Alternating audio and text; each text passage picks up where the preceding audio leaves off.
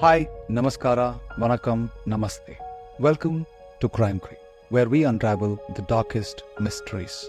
I'm Momo, and today we have a story that will grip you from the very beginning.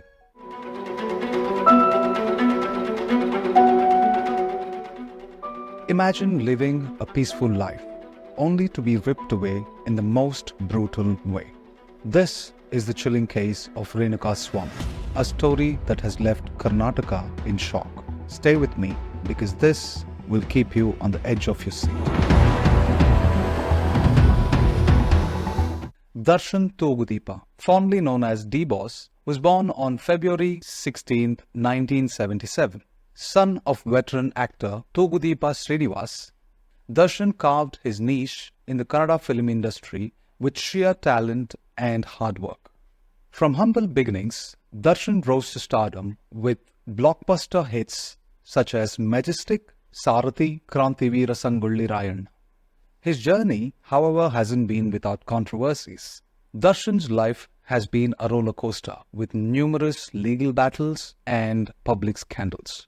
In 2011, he was arrested on charges of domestic violence against his wife, Vijayalakshmi. The case brought to light several issues in his personal life, leading to a temporary fall from grace. Despite this, he managed to bounce back, continuing to work in the industry and maintaining significant fan following. But the controversies never seemed to leave him, culminating in the current case that has shocked everyone.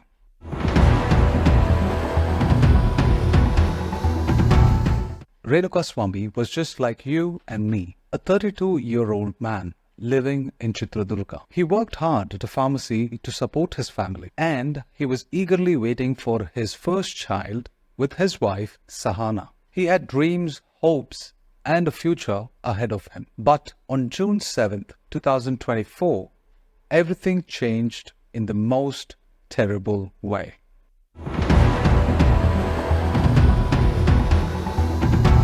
That day, Renukaswamy allegedly sent some lewd messages or photos to Pavithra Gowda, the girlfriend of Kannada actor Darshan. It seemed like a foolish prank, but it quickly turned into something much darker. Renukaswamy was kidnapped from his job, taken to a hidden shed in Bengaluru and tortured. The details are chilling. Renukaswamy was beaten severely and his captors showing no mercy. They wanted to make an example out of him. Imagine the fear and pain that he felt as they hit him over and over. The torture was relentless.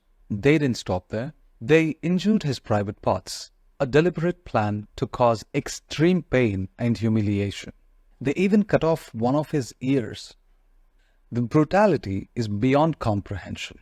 This scene brings to mind the quote by Edmund Burke: "The only thing necessary for the triumph of evil is for good men to do nothing."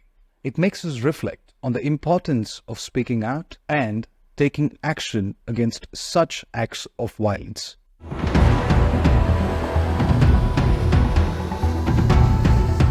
On the morning of June 9, 2024, the peaceful neighborhood of Summanahalli off Magadi Road was jolted by a gruesome discovery. A security guard from a nearby apartment complex stumbled upon an unidentified body near a drain. Feral dogs were seen disturbing the corpse, which bore physical injuries. The guard bravely chased the dogs and immediately alerted the authorities. This discovery marked a beginning of a chilling investigation.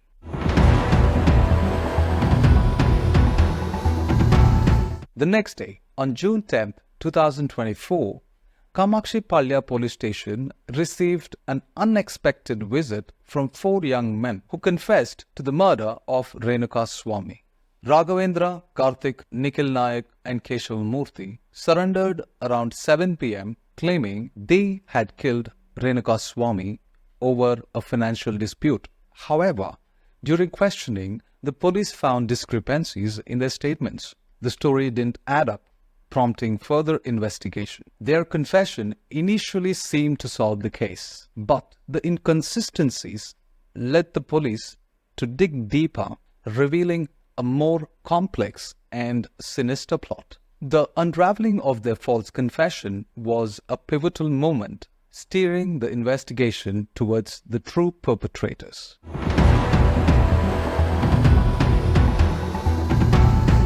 The police launched a full-scale investigation to uncover the truth behind Renukaswamy's murder. Their first clue came from the CCTV footage around his workplace. It showed a group of men forcing him to enter into a vehicle. The vehicle was linked to someone close to Darshan. Next, they looked into Renukaswamy's call records. The last calls were to Darshan's inner circle, raising suspicion. The police tracked Darshan and his associates' movement on the day of kidnapping. GPS data placed them near the shed where Renukaswamy was tortured. Forensic analysis found even more evidence. Blood traces matching Renukaswamy's DNA was found in Darshan's car. Fibers from Darshan's clothing were also found in the shed, indicating he was there during the crime. Police also found the witnesses who placed Darshan and Pavithra Gowda at the scene. One neighbor reported hearing screams and seeing suspicious activity around the shed on the night of the crime. A local shopkeeper saw Darshan's car near the bridge where Renukaswamy's body was found. On June 11th, Darshan and Pavithra Gowda were arrested based on the overwhelming evidence. Their arrest sent shockwaves in the Kannada film industry, sparking protests and calls for a complete ban on Darshan's films. Fans and the public were divided, with some defending Darshan and others demanding justice for Renukaswamy. This meticulous investigation reminds us of a famous Sherlock Holmes quote: "It is a capital mistake to theorize before one has data." The police's attention to detail and methodical approach to the investigation were crucial in piecing together the events of that tragic day.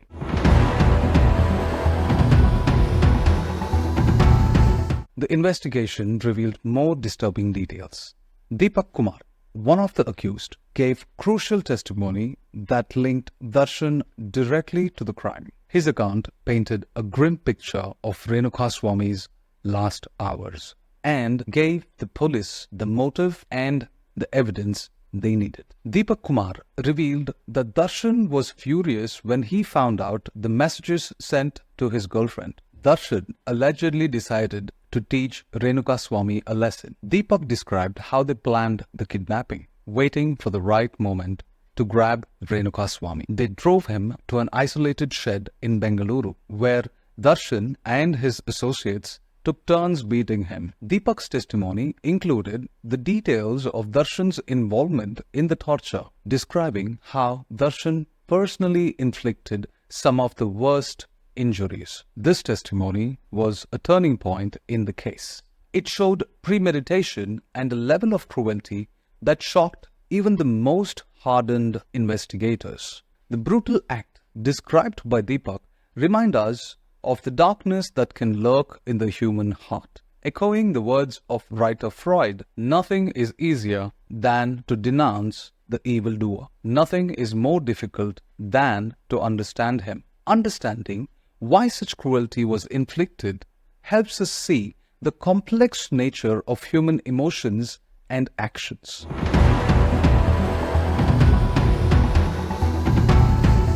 The forensic report painted a gruesome picture of the crime scene and the methods used to torture Renukaswamy. The details were harrowing and difficult to hear, but they are crucial to understanding the severity of this crime. The forensic team found blood traces matching Renukaswamy's DNA all over the shed. They identified multiple blunt force trauma injuries on his body, consistent with being beaten with heavy objects. There were also marks indicating that he had been given electric shocks, confirming the use of electric mega as previously reported. The report detailed the extent of Renukaswamy's injuries. multiple fractures on his arms and legs, likely from being hit with a rod or a similar object. Severe head trauma causing significant internal bleeding. Signs of strangulation and suffocation attempts. Lacerations and contusions indicating he had been dragged and beaten repeatedly. Electric burn marks on various parts of his body, consistent with the use of an electric mega. This level of brutality is hard to fathom. The forensic evidence not only confirmed the nature of the injuries, but also placed Darshan and his gang at the scene of the crime. Their fingerprints were found on various objects used in the torture. The detailed forensic report served as a detailed piece of evidence, corroborating the testimonies and other findings. It underscored the premeditated nature of the crime and the coordinated effort to inflict maximum pain and suffering.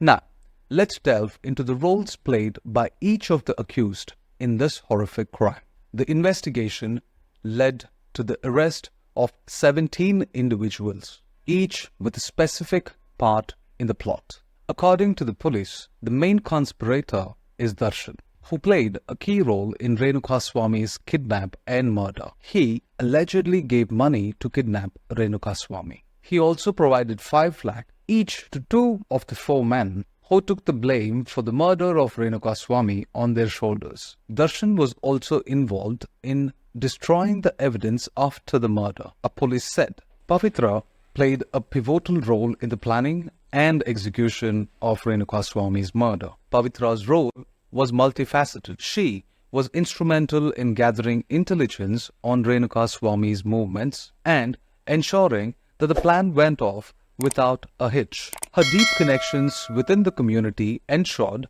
to manipulate circumstances to their advantage. Pavithra's involvement was crucial in the execution of the plan. She ensured that Renukaswamy was isolated and vulnerable at the time of the attack. Her actions demonstrated a cold and calculated approach to the crime, driven by loyalty to Darshan and a desire to see the plan succeed. The third arrested in the case was Raghavendra, who is Darshan's Fans Association's chief. He allegedly kidnapped Renukaswamy on behalf of Darshan and Pavithra. Police said, adding that he was also present at the crime scene and assaulted Renukaswamy. The fourth arrested accused in the case, identified as Pawan, was in contact with Raghavendra during the kidnapping of Renukaswamy and also assaulted the latter. He also worked as a house help at Darshan's residence. According to the police, Pawan took 30 lakh rupees from the Kannada actor to bribe and conceal the crime. The police arrested the fifth accused, Nandish, after learning that he was part of the gang that assaulted Renukaswamy. He instructed another accused, Dhanraj, to bring an electric mega to give electric shocks to the victim. The sixth accused, Jagadish, was involved in the kidnapping of Renukaswamy and brought him from Chitradurga to Bengaluru shed where he was tortured and murdered. The seventh accused, Anukumar, was also in the kidnapping team and fled the scene after the murder, said the police. Ravi Shankar, he drove the car that was used to kidnap Renukaswamy. Dhanraj, a cable worker from Mandya, brought a cable wire to Pattanagere shed to give electric shock to Renukaswamy. Vinay, a close associate of Darshan, he assaulted Renukaswamy and consulted a local police official for advice on concealing the murder. Nagaraju, Darshan's manager, he allegedly changed Renukaswamy's clothes after the murder. Lakshman, one of Darshan's drivers, he was present at the shed and assaulted Renukaswamy. He allegedly also arranged for his body's transportation. Let's talk about Deepak. He paid 5 lakhs each to 3 people who took the blame for Renukaswamy's murder on their shoulders. As per the police, Pradosh received rupees 30 lakh from Darshan as expenses. He also convinced 3 to 4 men to surrender before the police. and take the blame for the murder on themselves. Pradosh also arranged a meeting between Darshan and the other accused. Karthi, the 15th accused in the case, worked in the Pattanagere shed where Renukaswamy was assaulted and murdered. He also transported the body and surrendered to the police. Keshavamurthy, arrested by the Bengaluru police. He was present with Darshan at the time of the incident and allegedly assaulted Renukaswamy. According to the police, he surrendered as per Darshan's instructions. Nikhil, he received 5 lakhs after the murder and transported Renukaswamy's body. He then surrendered before the police. Apart from the 17 people arrested in the case, the police are also investigating 2 other accused involved in this case. They were Puneet and Hemant. As per police, Puneet and Hemant were also allegedly involved in this conspiracy and subsequent attempts to cover up the crime. Their exact roles are still under investigation, but they are suspected of helping to dispose the evidence and coordinating with other accused to maintain consistent story during the interrogations. Each of these individuals played a role in a complex web of actions that led to Renukaswamy's tragic death. Their combined efforts to kidnap, torture, and ultimately murder him reveal a deeply disturbing and premeditated crime.